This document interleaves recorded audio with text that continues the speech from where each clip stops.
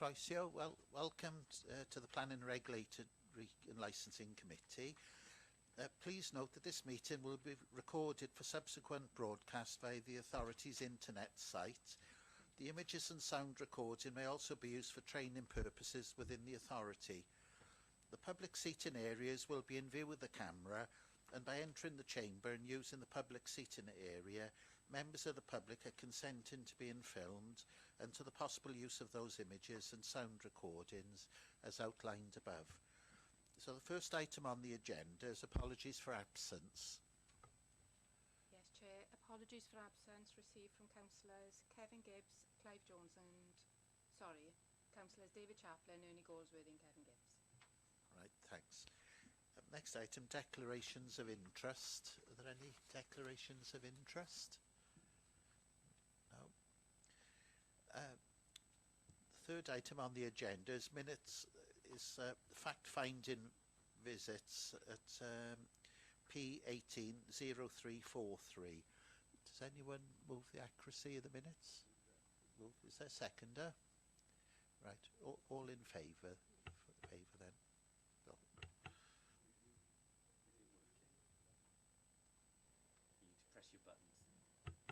There we are. That's okay then. Clive.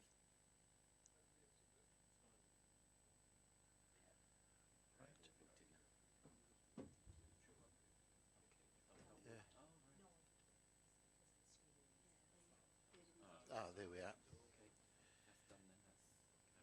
That's carried. Oh, so that's carried then. The next item on the agenda, minutes of the fact-finding visit, P180377. Does anyone propose the accuracy? Yeah, and there's a seconder. So if you vote on that one then. Thanks. Yeah, that's okay. That's carried. Item 5 on the agenda, P180343, 1 Wern Street, Dowlas, Merthyr Tydfil, and Hugh's going to run through this with us. Thank you, Chair. Yeah, this is for the erection of garage. The application was deferred from committee on the 3rd of July 2019 for a fact-finding visit. This took place on the 15th of July 2019. The points raised at the fact-finding visit did not highlight any new issues that would alter the original recommendation. Therefore, the application is recommended for refusal for the reason highlighted on page 14 of the report. Thank you, Chair. Are there any questions? No. Oh, yes, Julie. Any comments? Yes, Julie. Thank you, Chair. This is, I appreciate on this one that from the officer's recommendation that the grounds are a material planning consideration in that there's a highway objection. But this is one of the more curious cases I've come across because there's a dispute over who owns the land, that portion of land. I think I mentioned this to you, because the authority is claiming that there's been an encroachment onto the highway. It's our land, which the applicant vehemently disputes, and I understand he's in dispute with the Estates Division. Now, one thing that occurs to me is that if we refuse this one tonight, and if the material considerations are correct, and subsequently the applicant establishes what he is arguing, that the land actually is his, well, with that decision by whatever authority, he could successfully argue that, well, that was my property, and so there could never have been a highways issue, and he would have good grounds for an appeal. So, but if we allowed this tonight, he would, whilst the dispute carried on, he would still be unable to build the garage, and subsequently we wouldn't have the hassle of the appeal. So I don't see the real point in refusing this, because we could face an appeal, which we would lose. If we allow it, and the case for if the authority succeeds in saying, no, it was our land, then the development can't proceed anyway, because the land isn't owned by the applicant. So I have to say I appreciate that the grounds that the office has recommended is a material planning consent position. But it's a bit odd for the reasons I've suggested, because I've never seen one quite like this one. So any more comments? Malcolm? Yeah, thank you, Chair. Yeah, I think it's disappointing that the applicant wasn't prepared to engage with the council more when he was offered solutions to the problems. And had he done that, this wouldn't be an issue, and it wouldn't be before this committee, as my understanding is. So it is disappointing that the applicant wasn't prepared to do that. Any other comments? No. The recommendation is that the application be refused. So if you'd like to vote on that. Someone needs to move it. Oh, beg your pardon, yes. Is someone going to move the recommendation? Okay. Is Malcolm seconded then? So if we take it to the vote then, thanks.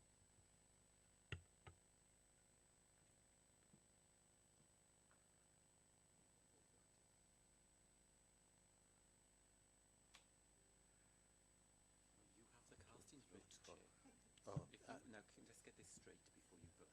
I recommend that this be refused then. Yes. Yeah. If you vote yes, Yeah. it is for refusal. Yeah. If you vote no, you are going against officer's recommendation. Yes. So a yes is to go with officer's recommendation, and a no is against. Well, I'm voting yes, it should be refused, like it did the first time. Oh, okay then, thanks.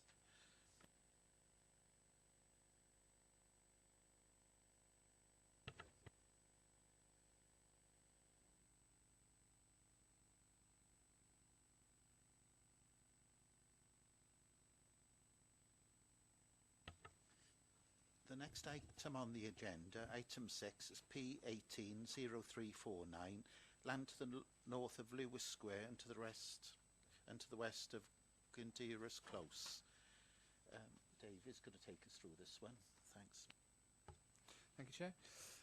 So this application relates to an area of land that measures just short of half a hectare, comprising a large plateau with steep embankments down the southern and eastern sides of the site.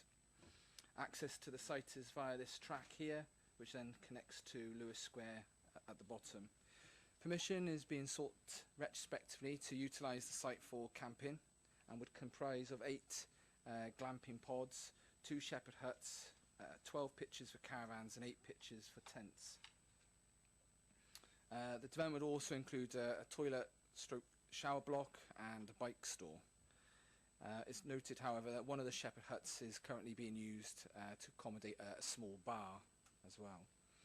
Whilst no objections were received as a result of the publicity exercise, it is acknowledged that Councillor Brent Carter and Councillor Harvey Jones both raised concerns with the development, with the concerns relating to the potential impact on highway safety, and that it would give rise to social concerns.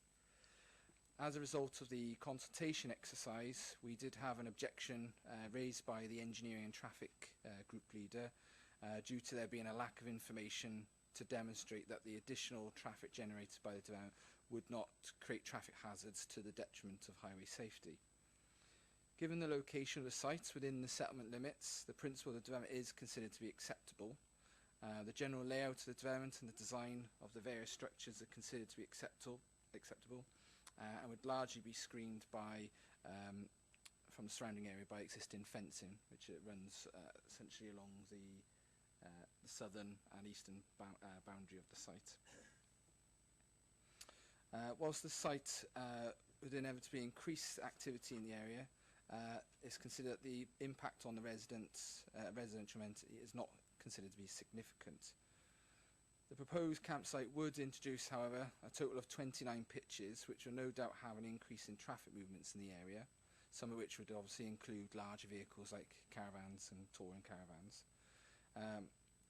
Whilst it was agreed at the time with the applicant that a highway assessment would be carried out at the request of the highway engineer to assess what the impact would be on the highway network serving the site, this information wasn't forthcoming. Hence, the application is being recommended for refusal. So this, as I say, is currently being used as a campsite and has been for a number of months now. So the two images here give you an idea of how it has been operating.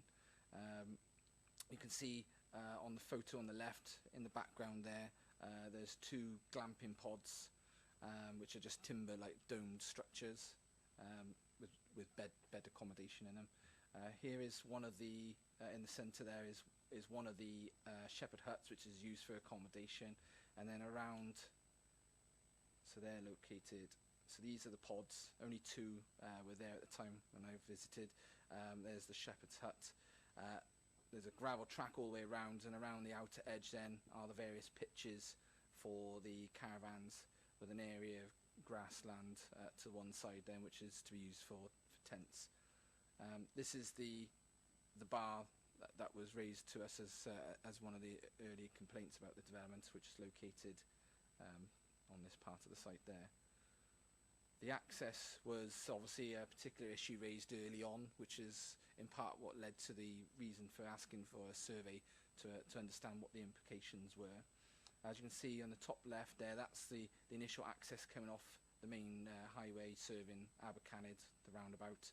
The road then sort of sweeps around. It does narrow at this point. There is sufficient room for two-way traffic, but you'll note that there's no footpaths initially, although there is a bit of a footpath along the main stretch before you would normally then cross the road. At the top, bottom left there, sorry, as the traffic comes around the corner, you can see that there's an existing footpath. So most people wouldn't walk down the stretch of road where there is no footpath. They'd be expected to cross the road where you've got a bus stop on the one side. Throughout the rest of the road then, leading up to the site, there is a footpath all the way. The road does widen, and probably best see it on this plan here. So here's the roundabout. You come through. At this point here, the road widens and it becomes a private road then, which serves a small number of bungalows. And then you've got a track which has previously been granted permission for a single dwelling, which is located in the corner there. So as I say, the main issue for us is that the information we wanted to fully assess the highway implications wasn't forthcoming. So as I say, the application is recommended for refusal. Thank you. Are there any questions, Gareth? Thank you, Chair. This is a retrospective planning application. If the officer recommendation was followed this evening and the application was refused, what measures would be carried out then in order to stop the activity that's been ongoing at the site for some time now?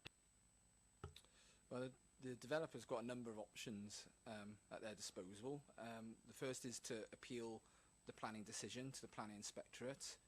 The other option is then for us, if they didn't appeal, we would have to consider taking enforcement action. If enforcement action was to be taken place, they would also have the option to appeal that to the planning inspectorate. So it's not something that would necessarily be resolved straight away, though. Yeah, Clive? Chair, could one of the officers perhaps elaborate as to why the developer has not submitted the junction appraisal which has been asked for? I think it's probably outstanding since the application was registered on the 19th of February. I'm not entirely sure where the fault lies. We spoke to the agent, and they agreed that at the time they would instruct someone to do it. They later confirmed that they had somebody, an engineer, to prepare the report, but due to personal circumstances for the engineer, that was delayed. We subsequently waited longer then because they said that that person is now fit to finish off the report, so we allowed them time to submit that. We've chased up numerous times, and it's reached a point now where obviously we had to make a decision. As I say, one of the other options is that they could, if they do actually complete that report, they could resubmit the application with that report, and we'd reassess the proposal then as well. Chair, could I ask also as to why the same agent, I presume it's the same agent and it hasn't been changed, could explain why this development has already started? Well, they indicated at first that they were operating the business under their 28 days, whereby you can have temporary uses to change the use of the land for a period of 28 days in a calendar year. We visited the site following complaints. Initially, we were informed that they weren't operating a business there, but it was apparent to us that they were.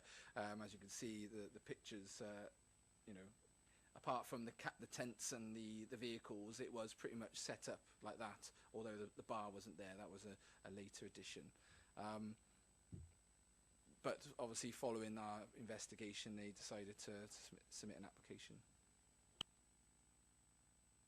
Thank you, Chair. You mentioned the small barn earlier, David. Do we know if that's a licensed bar? Licensing are aware of it. I think they're waiting to see what the outcome is of the application. If the application is refused, they may take a view as to whether to take action themselves. If it was approved, then obviously they would have to get the appropriate licenses in place.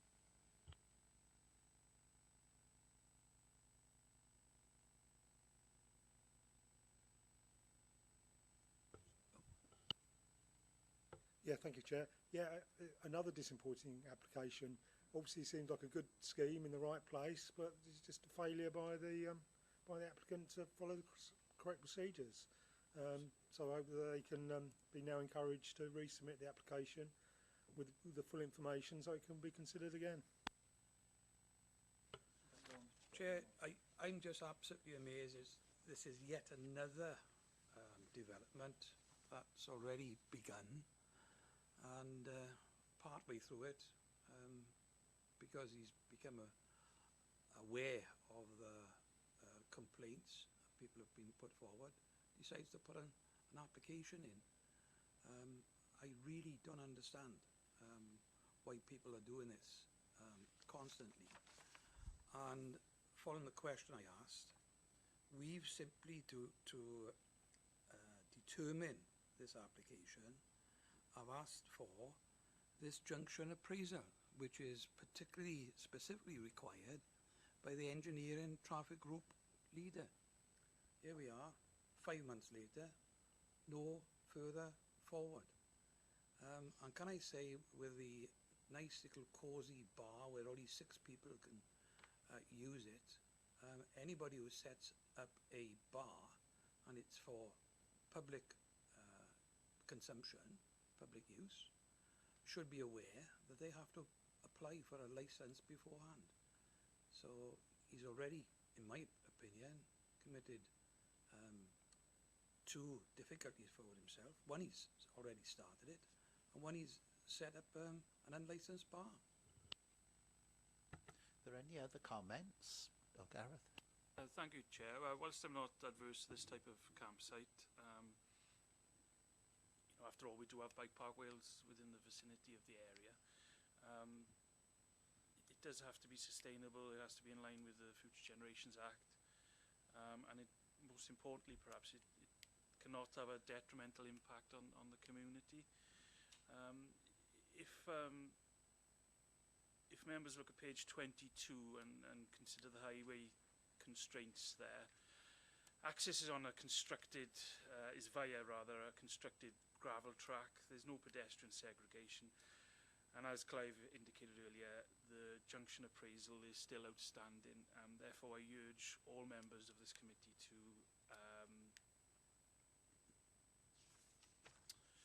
vote with the officers, to agree with the officer recommendation and refuse the application. Are you proposing it? Do we intend to propose Is there a seconder? Seconder, yeah. Are there any other comments? Yeah, we've gone past that. We've gone past that stage anyway now. So, well, we'll take it to the vote then. So the recommendation is that it be refused. So if you vote yes, it means refuse.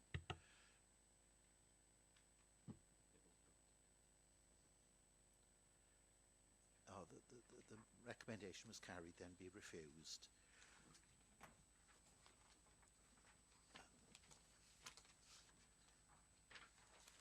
The next item on the agenda, item number 7, P180377, 3 Union Street, Merthyr Tydfil. I think Hugh's taken us through this one.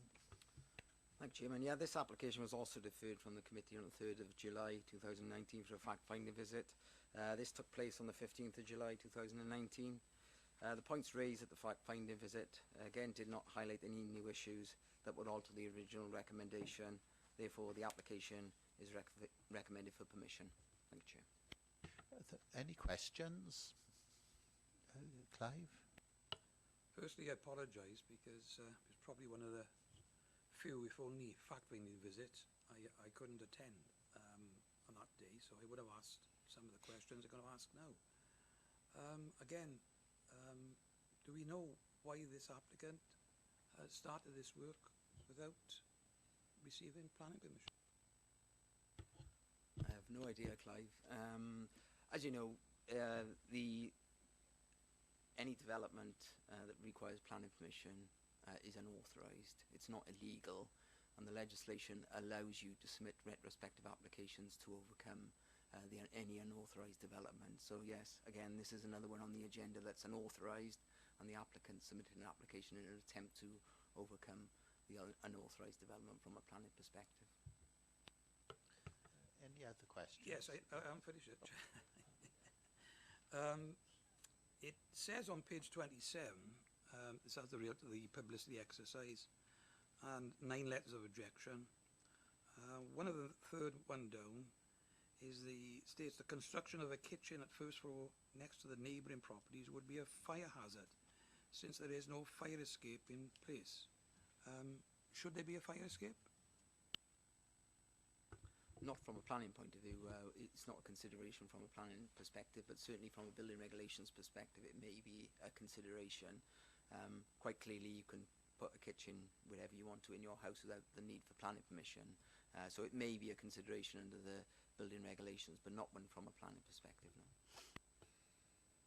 Well, I would have thought, Chair, that, am I right or not, that if a property is built or altered so that there's 3 flats, and whereas the kitchen and these properties were probably on the ground floor originally, and there's a kitchen put there, and a fire occurs, this causes a problem for the occupant. I accept what you've just said, Hugh, but I would be astounded if the building regulations don't intimate that there should be a fire escape here.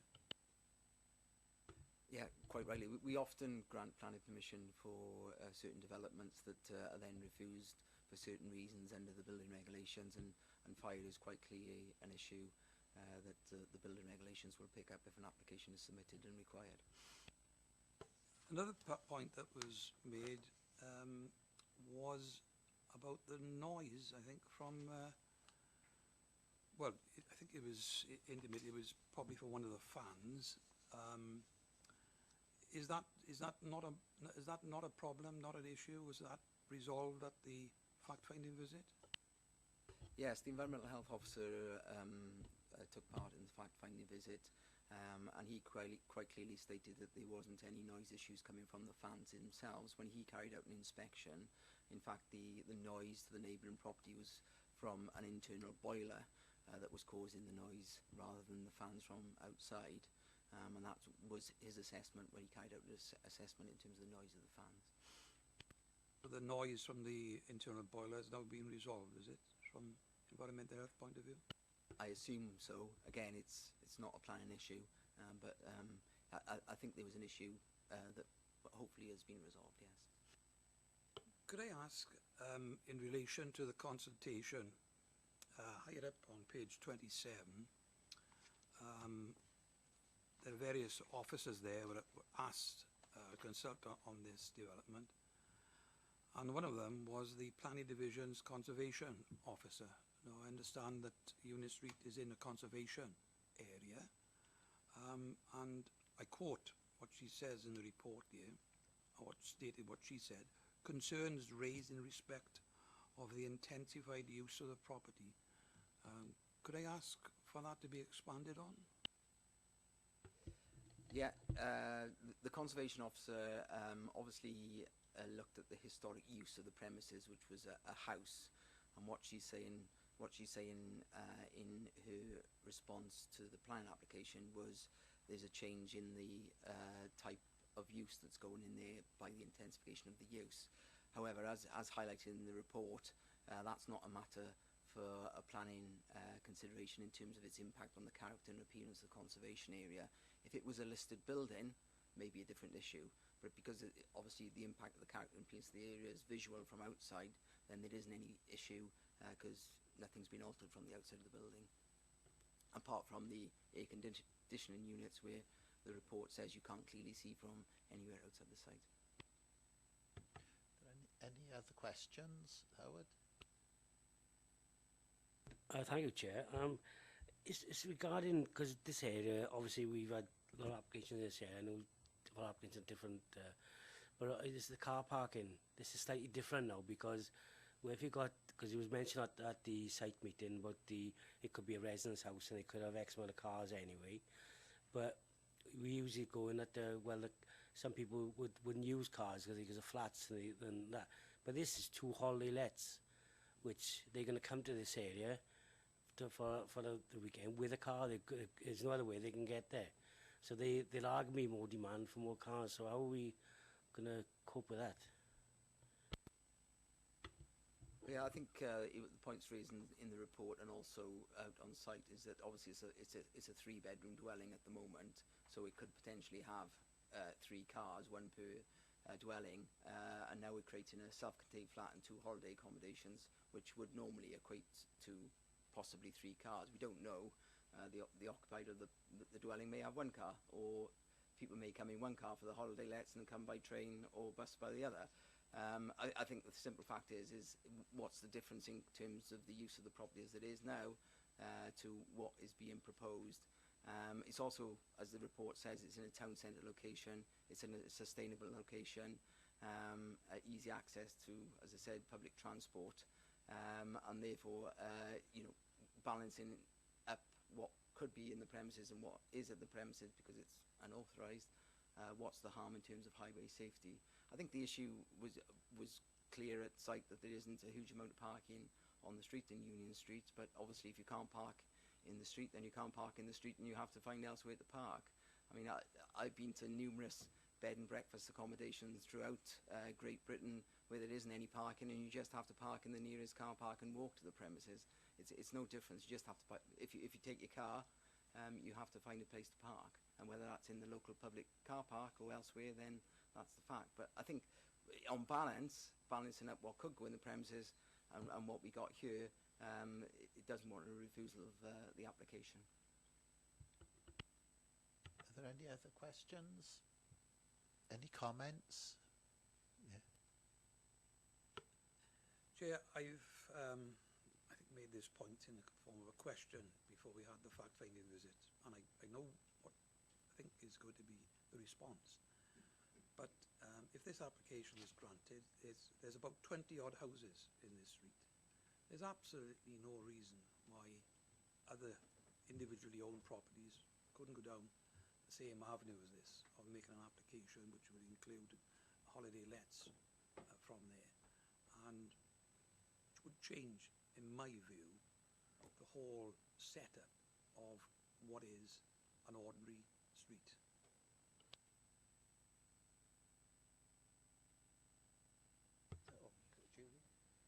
Thank you, Chair. I'd like to echo Councillor Jones's comments there, and Councillor Barrett asked the questions actually that I was going to ask. When we went on the site visit, it was quite obvious But there was a lot, and I counter to what the officer says. Yes, there weren't many, it wasn't much traffic there, but we were there at a time when I wouldn't expect much traffic there anyway. So most people were at work, I should imagine. But the question is here, if we allow this, we could be opening the floodgates, really. It would be very difficult to refuse other such properties in that same street or even in surrounding streets planning approval, and I think it would alter the whole makeup of the town. I take the officer's point that there are bed and breakfasts and you have to park in a nearby car park, but that tends to be places like Blackpool or the larger seaside resorts. Not like here, where it's an ordinary residential street right near our town centre, small town centre, and I think it would cause congestion problems for that particular street. Any other comments?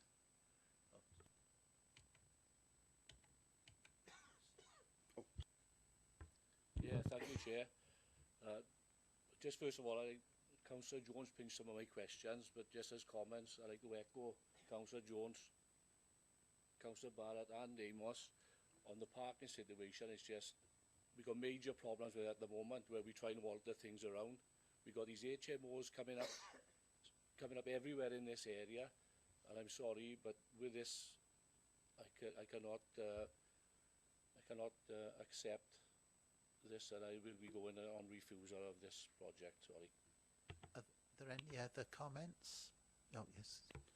Thank you, Chair.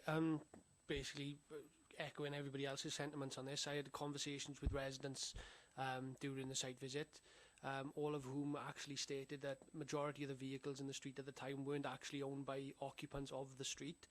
It is one of the only streets in that area at the moment that doesn't have residential parking, so people are utilising that for their own free gain. While we were there were multiple vehicles that did attempt to come up and down the street, and had to obviously reverse out and turn back. Just an observation there. And I think I would absolutely echo Councillor Thomas's sentiments on that as well. Thanks. Then no more comments, and the recommendation is that it be approved. Is someone going to propose the recommendation? I'll propose the recommendation. Is there a seconder? No. Oh. Anyone can second it. It just means that you can then move on to vote. Yeah. Okay, then second it. So, well, we'll take it to the vote then. Thanks.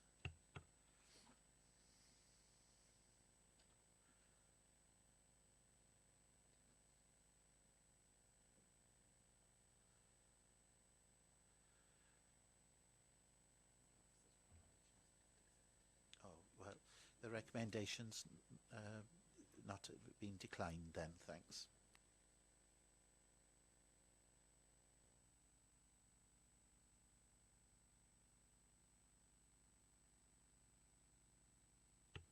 Does any councillor have a alternative recommendation as to what you're actually going to do with this application?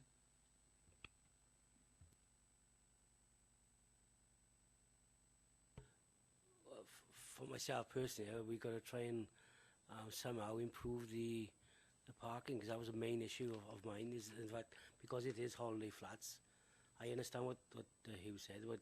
They could come by bus, but usually this day from Earth at the moment, from my understanding, a lot of people are coming for bike parkways with obviously a bike on a tow. They're not going to come on a bus or train, but they're obviously going to come by car, and that's the reason why I objected is actually on the highway. And one thing I didn't mention, which I noticed on the site visit, that it's very restricted, the parking area, but there's a lot of school children walking past that area, coming down from Cabartha. They were walking down through, so that's the reason why I. Thank you, Clive. Obviously, members have agreed to resolve to go against officer recommendation. Now it's up to members to put forward a recommendation for themselves and vote on that recommendation. So someone needs to put forward a recommendation contrary to the officer recommendation. You vote on that recommendation, and then obviously you will have to put your reasons forward for voting against that recommendation. Julian?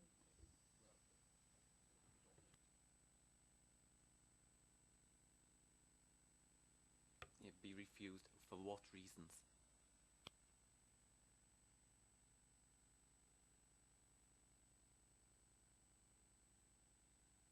Really, to progress this, I'm not sure if I understood Geraint correctly. Actually, if I have, I'm sorry.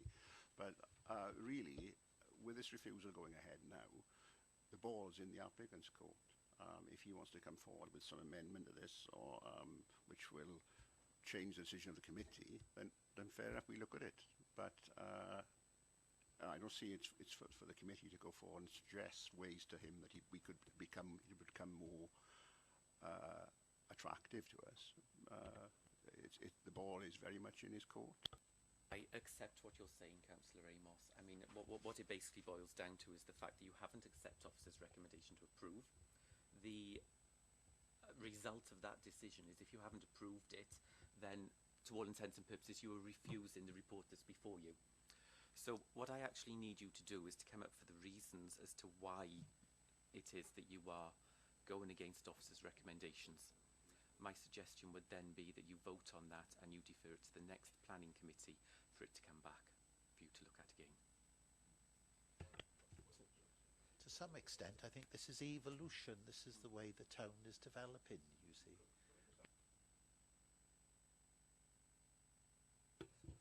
Can I just, I think we've got a recommendation here to go contrary to the officer recommendation, which has been voted on and has been agreed. What we have to do now is to put a recommendation forward that is obviously contrary to the officer recommendation, to presumably refuse the application. We vote on, we give reasons for that refusal, and then vote on that reason for refusal, and then the application then may need to come back to another committee to have a look at those reasons for refusal, so you can agree those reasons for refusal.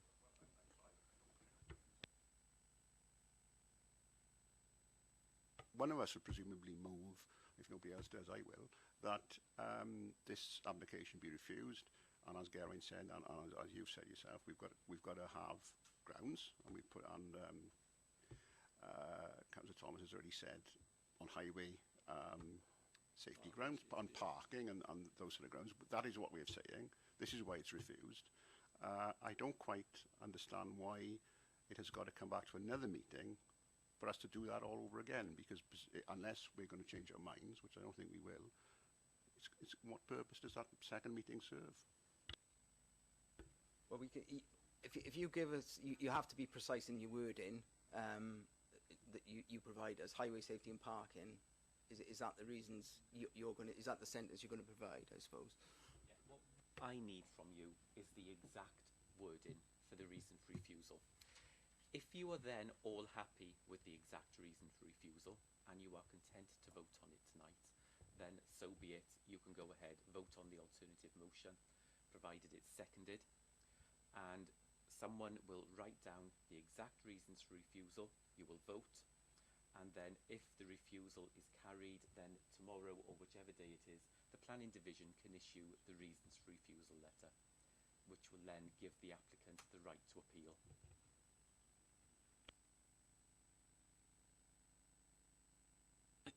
Well, I think what Garen's trying to say is, he's saying, sorry, not trying to say, we have to be specific. We can't just state safety. We have to give a reason why we think, so something along the lines of a detrimental impact on the safety of residents in the area, and also given the fact that the school children in the area that use the area. Basically, where we were in full council a matter of months ago, the wording is your wording. The officers can't assist you with it. You have to come up with the wording yourselves. One of us will write it down, it will be read back to you, and then you can vote on it. Could I suggest, for progress, Chair, that we have 5 or 10-minute comfort break, and we will draft it up. We can pass it on then in 10 minutes' time, and that will obviate any need for another meeting. Sorry? All right, then 5 then. Come on, Gary. Been obstructive tonight. It's true, isn't it? We need to consult with each other. Obviously, officers have had the professional opportunity of dealing with this over a matter of months. And, 10 minutes, if it is 10 minutes, is frankly neither here nor there. But we need the time to talk to each other. Primarily, it's on two grounds. The first one is obviously what we said, highway safety. Highway safety. Insufficient parking provision for future users of the holiday lets in a residential dead-end street. Full stop. Congestion in the street,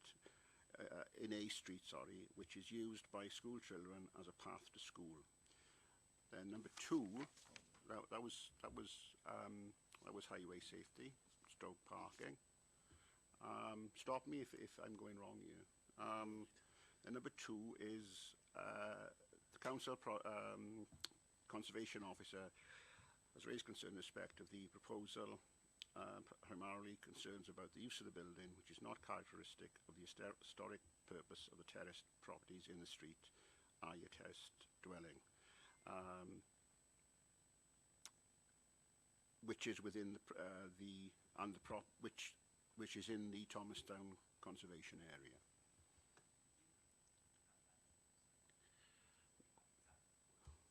If you can read this, you're welcome. You're welcome. Do you want it now? This is going to be funny.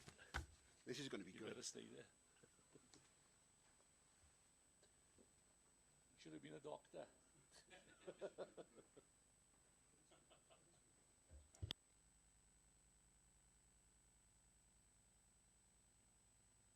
Is there a proposer of this motion then? Is there a seconder? Right. No, we're not going to vote on this until someone's written down the exact wording for the reason of refusal, which is going to go on.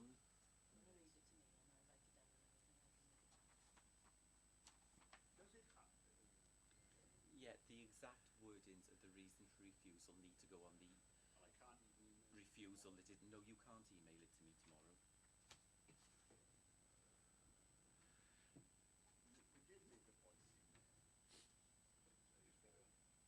Formal point really is that you guys have had weeks, possibly months, to formulate this wording. Whilst I did say to you, we've got 10 minutes, Yeah. I fully accept that. Who's got the like? Sorry, I was just about to say that, well, that's the opportunity for us to defer it with your reasons for refusal and come back to the next committee, so then you can consider those reasons for refusal and either you agree with them or not.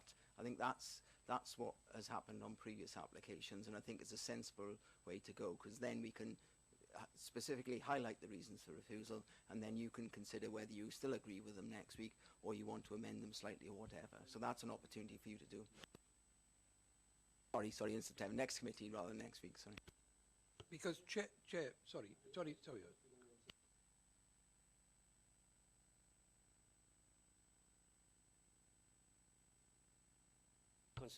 Concern is what the conservation officer have said.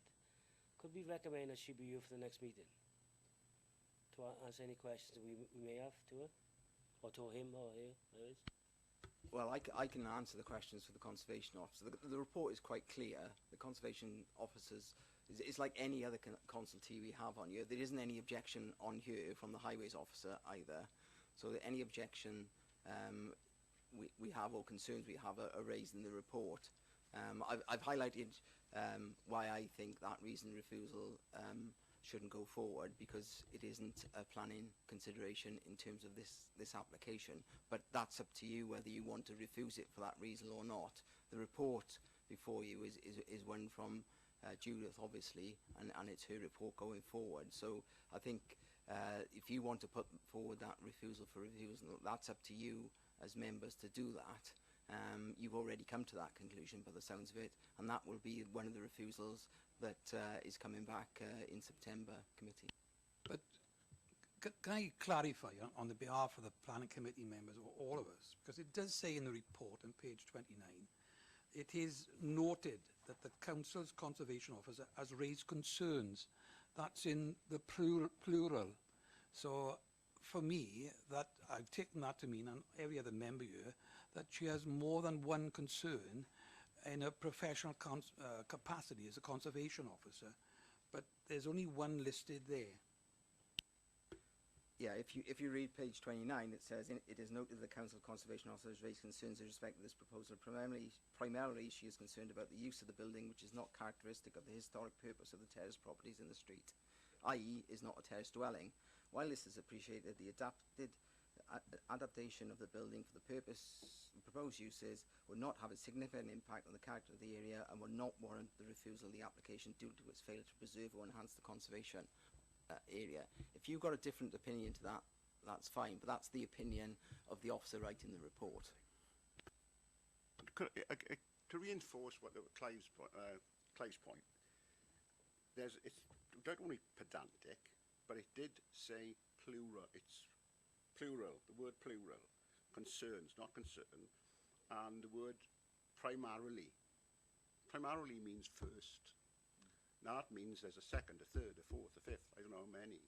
So I certainly second what Clive has said is we as a committee, in formulating our reasons for refusal, require to have that officer there to have her expand on what those concerns were.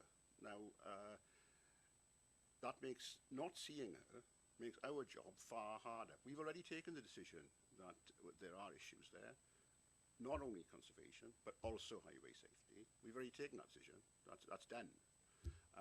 Now, if we're going to put together for the next meeting a formulation of words to back up something we've already decided, that's fine, because that's what that meeting is for.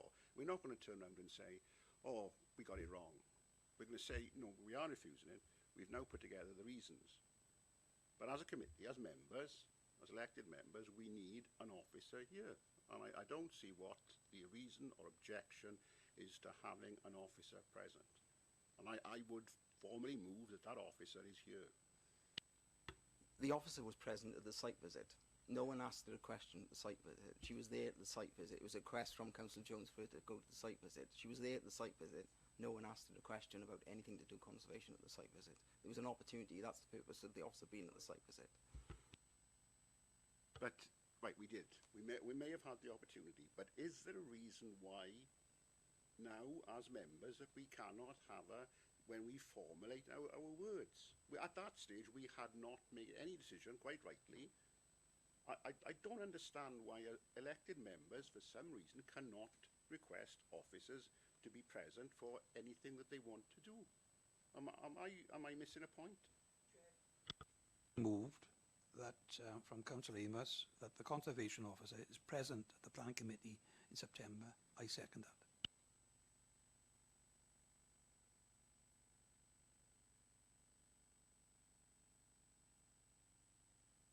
We simply vote in, Geraint, that the conservation officer, who's one of the consultees in here, a particularly important consultee, is present at the next planning committee when we further discuss the actual wording that we're going to state for the refusal. Clive, all I want to make sure is that the minutes are correct and we know the reason for the deferral and what is being requested. Deferral anyway. So that's happening. We just simply stating, in addition to any planning officers here, that we're asking for the conservation officer, who's a member of the staff in the planning department, to be present.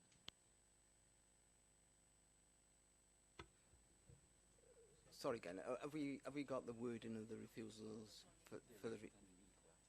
Well, to come back to the... Are we deferring the application to the next committee, or are we deferring it with the reasons for refusal to come back to the next committee? So we've got to... At the moment, we haven't voted on the refusal, yeah? So we've given some reasons for refusal. Those reasons for refusal will come back to the next committee, yeah, which we then can discuss in the presence of the conservation officer, if that's the wish of the committee. And then obviously we need those reasons for refusal to write in the committee report for next time. So we need to agree the reasons for refusal at this stage.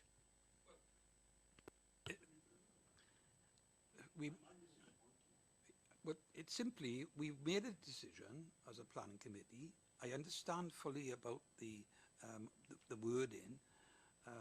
That's been given to the top table there. And the two reasons are the highway safety and the conservation issues. Okay? You've got the word in there, which can simply be agreed or even amended at the next meeting and added to. Okay? So I don't see what the problem. I'm just happy that we got the word in. Have we got the word in?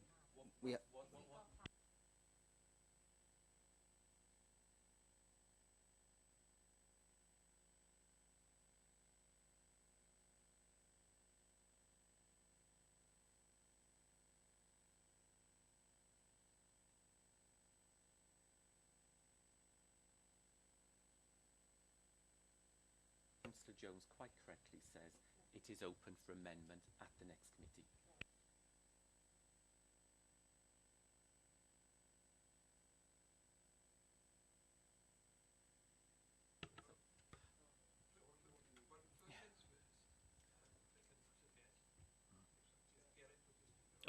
It's okay.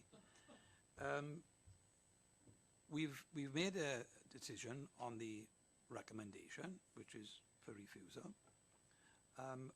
Then we put a proposal after we haven't voted on accepting the conservation officer to be present at the next meeting.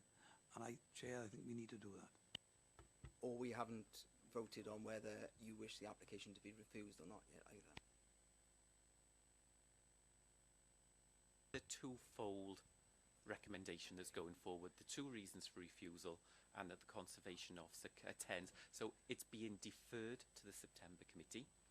And my request is that once this committee finishes, Julian checks exactly with the committee clerk to make sure that the wording is, the committee clerk, sorry, that the wording is correct, because we have a form of it, but we don't have the exact wording.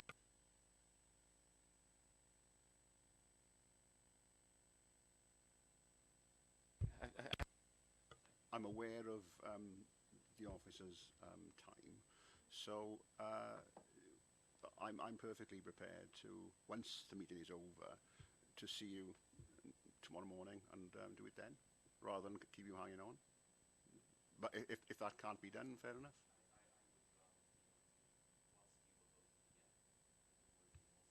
Fine. Fine. Okay.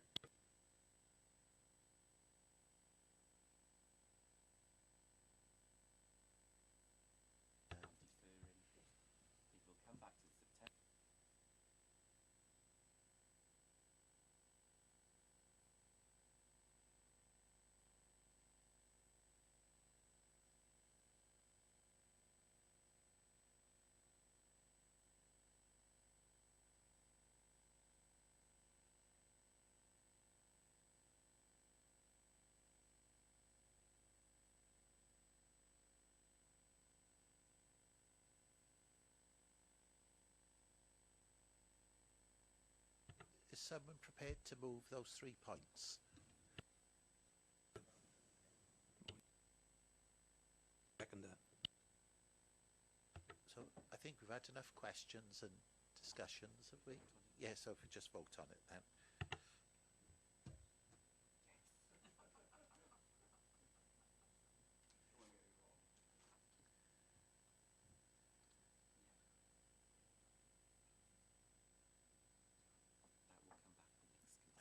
That's it, so that'll come back to the next committee then.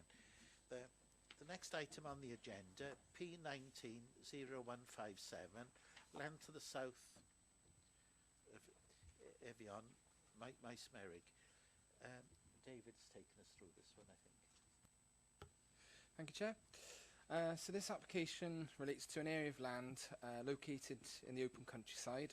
The site itself slopes down steeply from the west to the east and comprises a mixture of fields, woodland and a watercourse.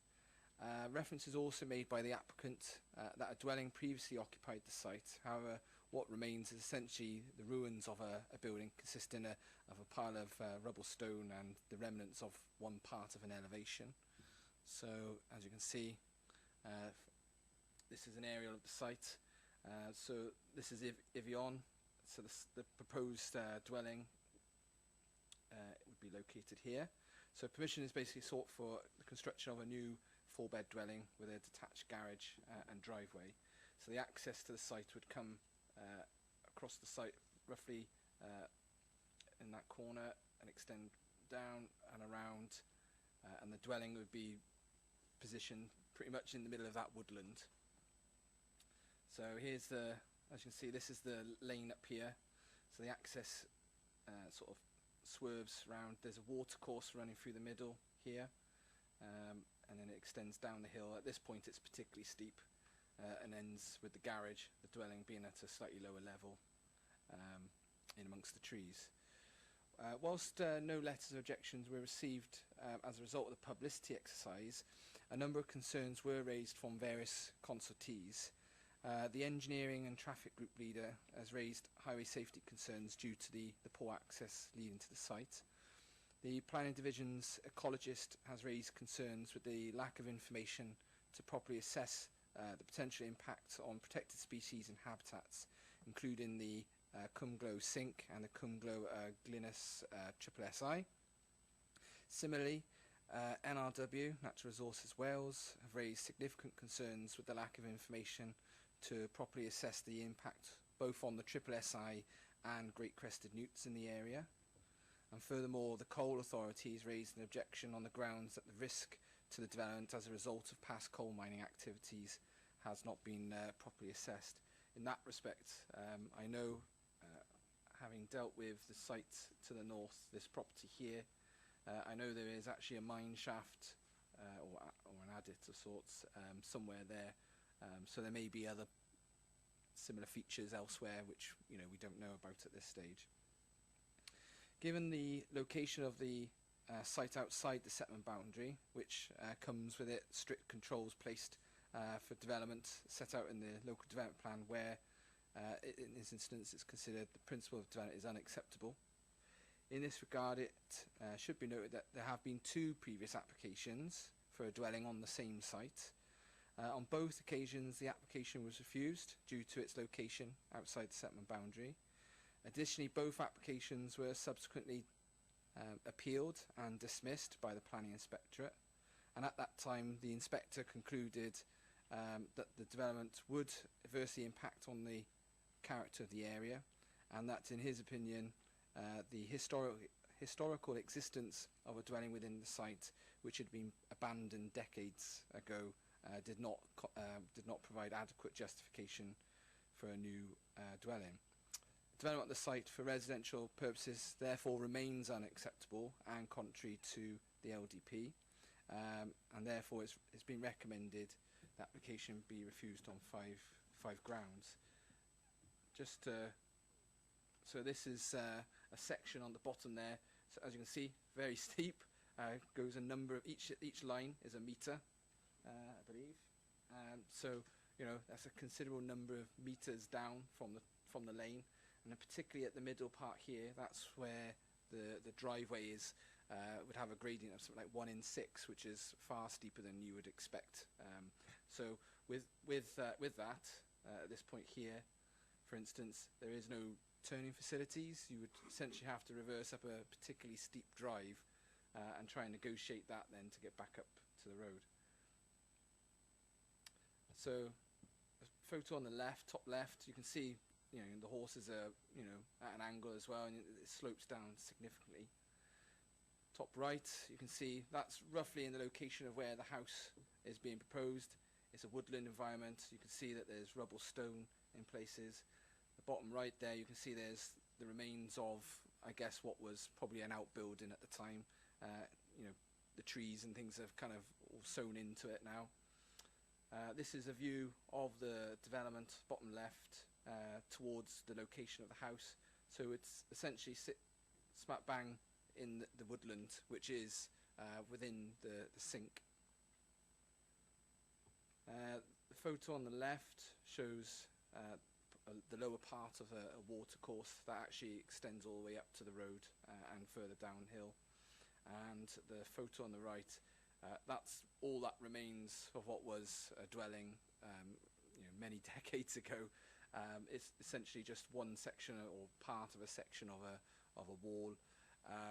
I would say probably an educated guess is that wall now probably has a number of ecological features for reptiles and bats possibly, given its location. It's clearly overgrown and been reclaimed by the natural environment now, so it forms part of that rather than any current domestic use. So for these reasons, it's recommended that the application be refused. Is there any questions, Clive? Yes, Chair, I'd put the two in one. It's a planning history. It states that permission was refused on the 27th of March 2001 and also on the 25th of May 2004. What has altered in those years since, up to 2019? And in conjunction with that, I question the eyesight of the applicant, because as you said, we've seen the photograph. It says on the top of page 38, second paragraph down, it is indicated on the application form that there is an existing dwelling on site. When somebody puts the word dwelling, for me, it means it's suitable to live in. What we've clearly got here, as stated in there, is a pile of rubble.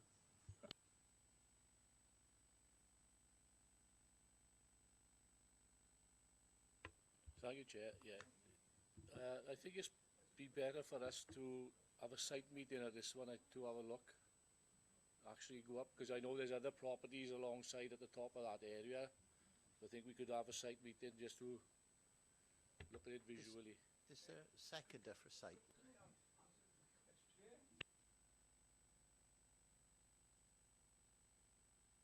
What has changed from 2001 and 2004 to now? What has changed? Essentially, nothing's changed in terms of the principles. I mean, there has been a change in policy, but the principle of development in the countryside being unacceptable remains the same. There are really no change in circumstances other than that the period of time has passed and probably the landscape in there, the trees have probably matured even further. I'm not sure if at the time it was a sink, but it's certainly, it's got greater ecological value now. And just to go back on the point about a site meeting, I would probably raise the question of what would be the purpose of that.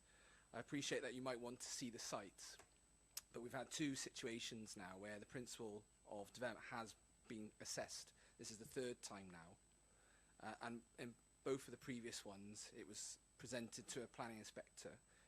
They specifically considered the situation of abandonment, whereby they look at how long has that building been vacant, what sort of condition it is, whether it could actually be habited, and took the view quite clearly that even though there was one there historically, that wasn't in itself justification. And similarly, Planning Policy Wales raises the point that even in situations where you think a single dwelling might not, in a countryside, might not have significant impact, it could all too easily be, you could all too easily make that argument for lots of single dwellings which would have a significant impact. So it's not just the local development plan it goes against, it's also the advice of Planning Policy Wales as well.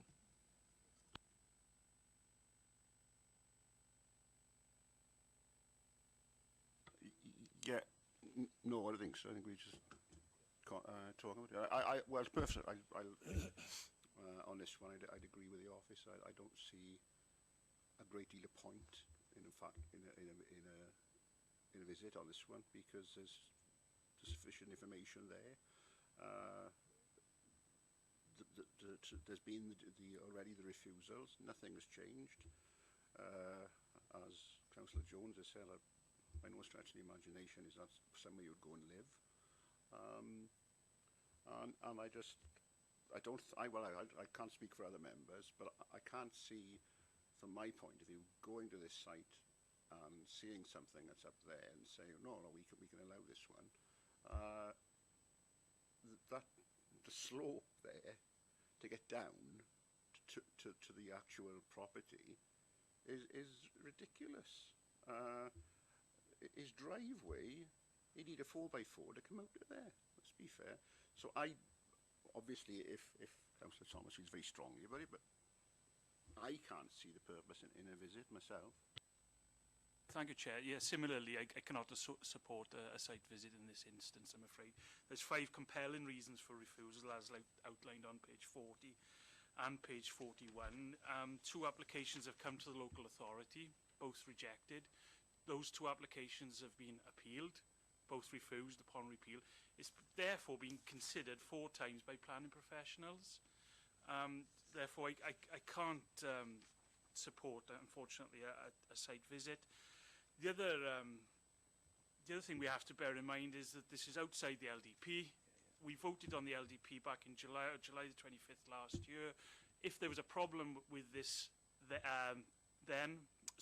if that was raised then, fair enough, but I think we're outside the remit of the LDP, and therefore we would be setting dangerous precedent if this got overturned. So, are you moving the recommendation? You've proposed it already. Is there a seconder wanting a site visit? Oh. Chair, I'd second. I'd like to see the site myself, but I understand what people say. Well, I'm not knowing the area totally, but I would support.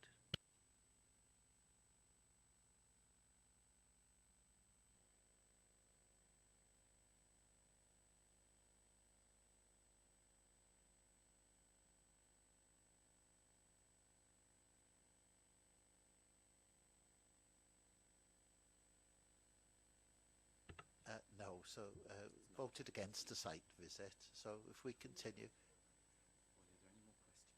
Yeah, was there any more questions? Any comments? So, is there a proposer for the recommendation? I propose, Chair. Is there a seconder? Second that, Chair. We'll take it to the vote then. Thanks.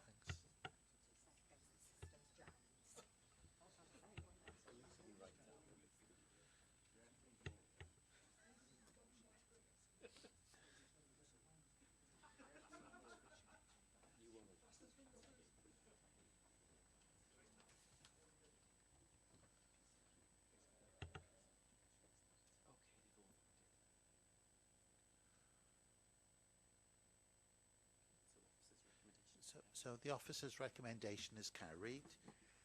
The next 3 items on the agenda are information reports, which you've all read. I haven't got any other business. There's nothing else, is there? So that's the end of the meeting then. Thanks.